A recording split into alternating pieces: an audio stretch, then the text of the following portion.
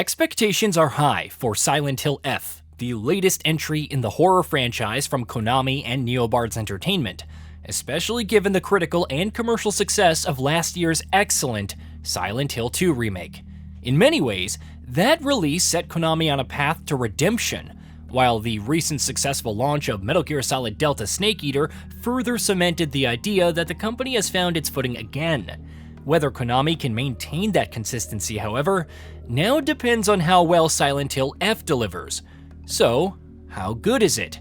That's what we're here to find out in this review of one of 2025's most anticipated horror games. Unlike most major entries in the series, Silent Hill F moves away from the titular town where the franchise has traditionally been set, instead taking players to the remote Japanese town of Ebisugaoka in the 1960s. During the pre-release period, the shift sparked plenty of speculation. If the game doesn't take place in Silent Hill, can it truly be considered a Silent Hill game? There is some merit to that question, but to me, Silent Hill has always been about more than just its physical setting.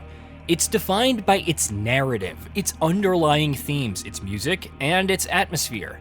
Judging a game solely by its location misses the point, and once you actually experience Silent Hill F, it becomes clear. This is very much a Silent Hill game in both tone and theme. Inspired by Gifu Prefecture, Ebisugaoka is intricately crafted with painstaking attention to atmosphere, and yes, before you ask, it's drenched in fog, plenty of it. The details are immaculate, with pathways deliberately designed to feel restrictive, creating a constant sense of being trapped in a prison with no escape. At times, the game induces genuine claustrophobia as you fend off disturbing, creep-inducing monsters, more on those later. To me, Ebisugaoka felt like a maze, forcing players to either memorize its winding paths or constantly rely on the map, just as in the series' earlier entries. Silent Hill F is unabashedly 100% Japanese horror, reflected not only in its setting, but also in the architecture, from schools to storefronts. The map design is intricate and deliberate, always demanding awareness and keeping players on edge as they push forward. Having played the Silent Hill 2 remake and some of the older entries, I can confidently say that Silent Hill F's map design ranks right up there with the series' very best. Silent Hill F's story is intriguing, to say the least. You play as Hinako Shimizu, a high school student confronting her own terrors, alongside a close group of friends.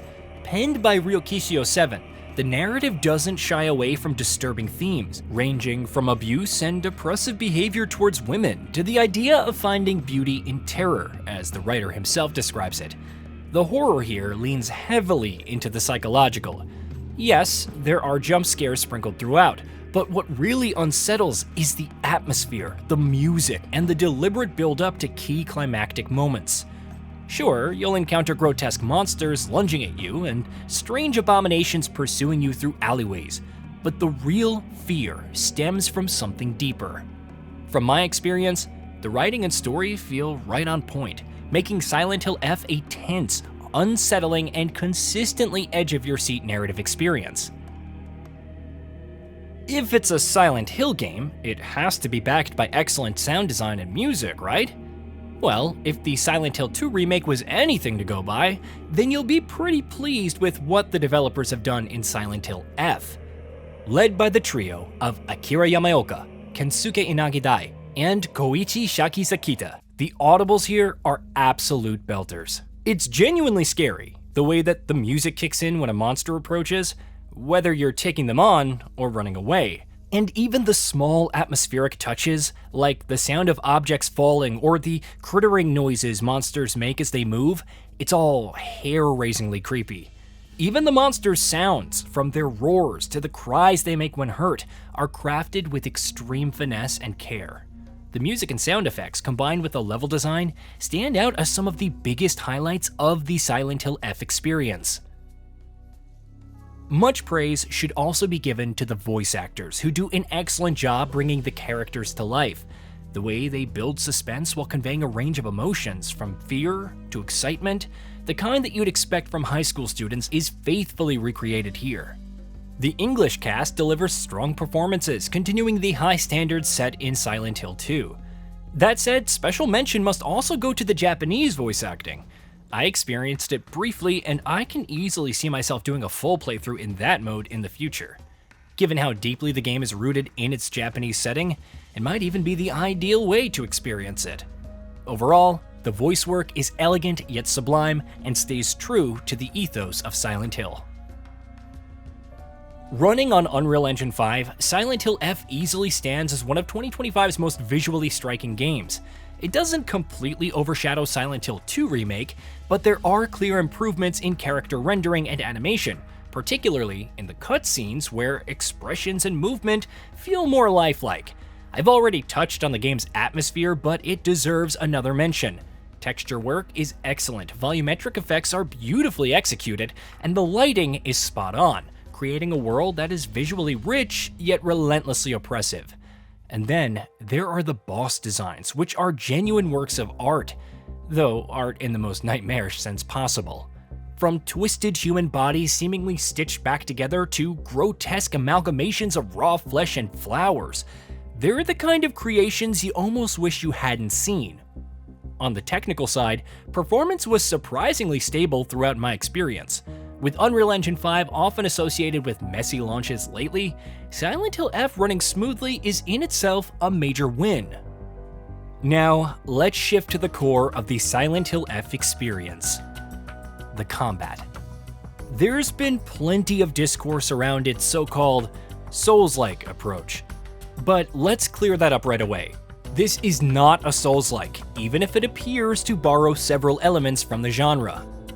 Combat here is primarily melee-focused, built around a mix of dodging, countering, and striking with makeshift weapons like iron pipes and daggers as you face the horrors of Ebisugaoka.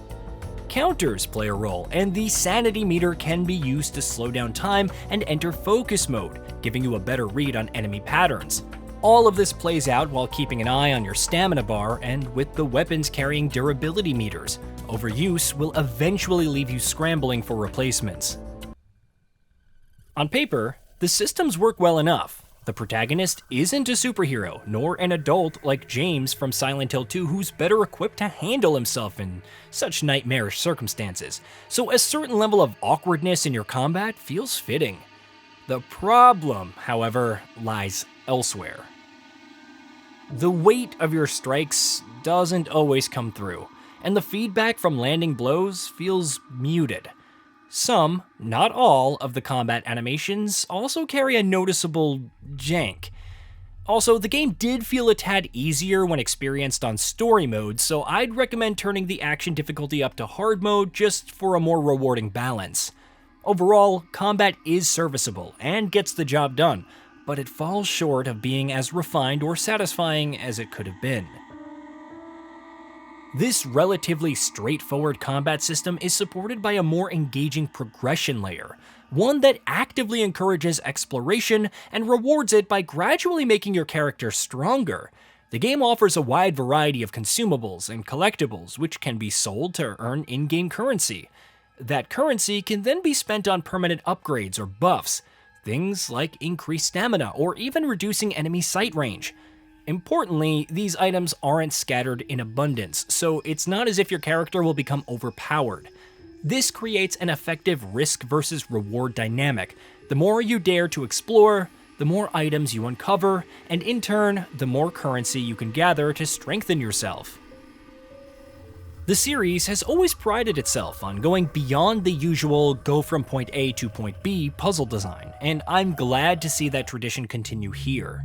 You'll encounter puzzles that genuinely push you to fine-tune your thinking, whether it's carefully observing scarecrows, decoding cryptic codes, or searching for keys while a terrifying enemy stalks you in the background.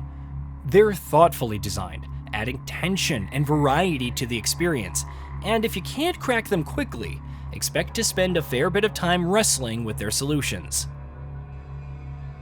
So to wrap it up, Silent Hill F feels like a step in the right direction for the series.